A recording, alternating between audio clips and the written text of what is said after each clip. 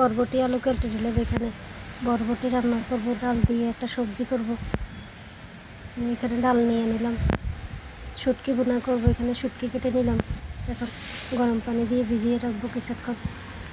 গরম পানি দিয়ে ভিজিয়ে রাখলে শুটকিটা অনেক নরম হয়, একেবারে গলে যায়। এদিকে ভাত বসিয়ে দিলাম। এখন তরকারি রান্নাটা বসিয়ে দিয়ে কড়াই বসিয়ে তেল দিয়ে দিলাম। তেল গরম হয়ে গেছে, একটু জিরা ফোড়ন দিয়ে দিলাম। এখন এক এক করে মশলাগুলো দিয়ে দেবো। আসসালামু আলাইকুম, সবাই কেমন আছেন? আলহামদুলিল্লাহ আমরা ভালো আছি। আজকে আবার নতুন একটা ভিডিও নিয়ে আসলাম। এই মশলাগুলো কষিয়ে নিলাম, পানি দিয়ে দিলাম। পানিটাও ভালো কষে গেছে। এখন বরবটি আলু দিয়ে দিব ডাল। এগুলো ভালোভাবে মিক্স করে নেব। এখন বেশ কিছুক্ষণ জাল করবো। এদিকে ভাতও ভালো কষে গেছে, তরকারিও ভালো কষে গেছে, একটু নেড়ে দিলাম।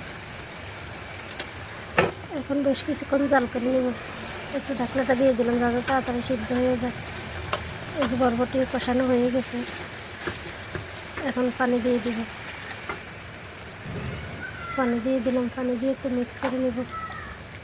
দিয়ে দিলাম একটু জিরার গুঁড়ি, দিয়ে দিলাম একটু টমেটো, ফ্রোজেন করা ছিল টমেটোগুলো।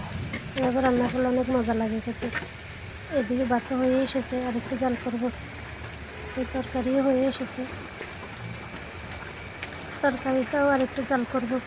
এদিকে ভাত হয়ে এসেছে, ভাতের মাছ ধরতে দিয়ে দিব। এখন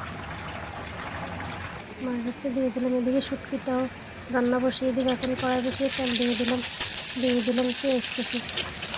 পেঁয়াজ কুচিগুলো একটু ভেজে নিব, হালকা ভেজে নিব, বেশি ভাজবো না। পেঁয়াজ ভাজা হয়ে গেছে, লবণ দিয়ে দিলাম বেশ খানিকটা রসুন বাটা, একটু ভেজে নিলাম যাতে গন্ধটা চলে যায়। একটু পানি দিয়ে দিলাম, একটু জাল করে রান্না করবো। বেশ খানিকটা মরিচের গুঁড়ো দিলাম, একটু হলুদের গুঁড়ো দিলাম। এখন এগুলো ভালোভাবে কষিয়ে নেব। মশলা কষানো হয়ে গেছে, শুটকি দিয়ে দিলাম। শুটকি দিয়ে ভালোভাবে মিক্স করে নিলাম মশলার সাথে। এদিকে বরবটি রান্নাটাও হয়ে গেছে, নামিয়ে নেব। অনেক সুন্দর হয়েছে বরবটি রান্নাটা। এদিকে শুটকিটাও কষানো হয়ে এসেছে, পানি দিয়ে দিব। পানি দিয়ে একটু মিক্স করে নিলাম। মিক্স করা হয়ে গেছে। এদিকে ভাতের পাতিলটা একটু চাকা দিয়ে দিলাম। শুটকিটাও ভালো কষে গেছে, একটু বেশ কিছুক্ষণ জাল করবো। শুটকিও হয়ে এসেছে, দিয়ে দিলাম বেশ খানিকটা রসুন কোষ। এভাবে রসুনের কোষ দিলে অনেক মজা লাগে খেতে শুটকির সাথে।